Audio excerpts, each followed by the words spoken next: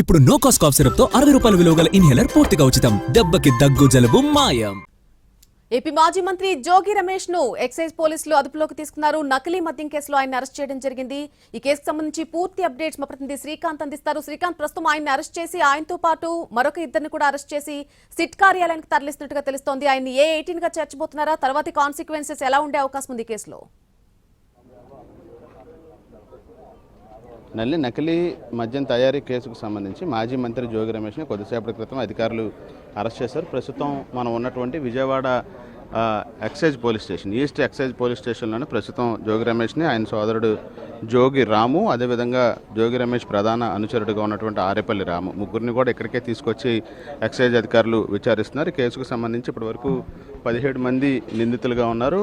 ఇప్పుడు జోగి రమేష్ని ఏ18గా చేర్చే అవకాశాలు కూడా ఉన్నాయి. ఉదయం 5 గంటల నుంచే జోగి రమేష్ నివాసానికి వెళ్ళినటువంటి అధికారులు అక్కడ 8 గంటల సమయంలో ఆయన్ని అరెస్ట్ చేశారు. జోగి రాము, ఆయన సోదరుని కూడా అరెస్ట్ చేశారు. ఈ నేపథ్యంలో వైసీపీ నేతలు, మాజీ మంత్రి వెల్లంపల్లి, అదేవిధంగా దేవినేని అవినాష్తో పాటుగా ఇతర నేతలందరూ కూడా ప్రస్తుతం పోలీస్ స్టేషన్ దగ్గరకు కూడా ఉన్న పరిస్థితి కూడా ఉంది. ప్రస్తుతం జోగి రమేష్ని లోపల అధికారులు విచారిస్తున్నారు. ఈ కేసుకు సంబంధించి అద్దెపల్లి జనార్దన్కి ఆయనకి ఉన్నటువంటి సంబంధాల మీద కూడా ప్రశ్నిస్తున్నట్టుగా మనకి తెలుస్తోంది. ఒకసారి మాజీ మంత్రి వెల్లంపల్లి శ్రీనివాస్ ఉన్నారు. ఏంటి సార్, ఏం చెప్తా ఉన్నారు పోలీసులు? ఈ కేసుకు సంబంధించి అరెస్ట్ చేసినట్టుగా కూడా తెలుస్తోంది.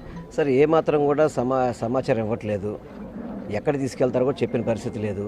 తీసుకొచ్చి ఇప్పుడు ప్రొబేషన్ ఆఫీస్లో, ఎక్సైజ్ ఆఫీస్లో తీసుకురావడం జరిగింది. అసలు ఇక్కడ ఏం జరుగుతుంది, ఏం జరగబోతుందని తెలిసిన పరిస్థితి. ఎందుకంటే నిన్న ఏదైతే కాశీబొగ్గలో జరిగిన ఘటన ఉందో దాన్ని డైవర్ట్ చేయడం కోసం అని చెప్పని, ఎలాగో ఆల్రెడీ గతంలో జనార్దన్ ఆల్రెడీ ఏదో వీళ్ళు చెప్పించిన పరిస్థితి చూశారు కాబట్టి ఆ కేసుని డైవర్ట్ చేయడం కోసం డైవర్షన్ పాలిటిక్స్ అనేది చంద్రబాబు నాయుడు గారికి బాగా అలవాటు. దానిలో భాగంగానే ఎటువంటి సంబంధం లేని, ఎటువంటి ఆ కేసులో ఇన్వాల్వ్మెంట్ లేని జోగి రమేష్ గారిని తీసుకొచ్చి అదుపులో ఇక్కడ తీసుకురావడం జరిగింది.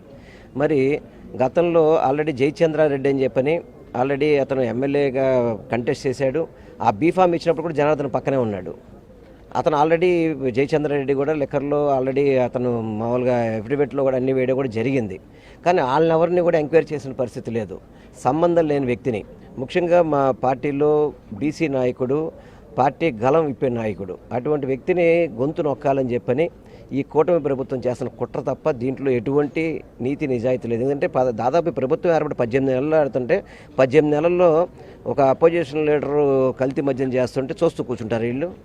ఇవన్నీ కూడా అధికార పార్టీ అండతోనే చేశారు కాబట్టి ఇది కేవలం ప్రతిదీ ఎత్తి చూపెడుతున్నాడు. ఇతను ఏ విధంగా అదుపు చేయాలనే ఉద్దేశంతో తప్పుడు కేసులు పెట్టి, అదేవిధంగా నిన్న కాశీబొగ్గ ఏదైతే ఇష్యూ ఉందో దాన్ని డైవర్ట్ చేయడానికి చేసిన కుట్ర తప్ప ఇందులో ఎక్కడా కూడా నీతి లేదు, నిజాయితీ లేదు. ఎట్టి పరిస్థితుల్లో జోగి రమేష్ సస్యలుగా బయటకు వస్తాడు గ్యారంటీగా.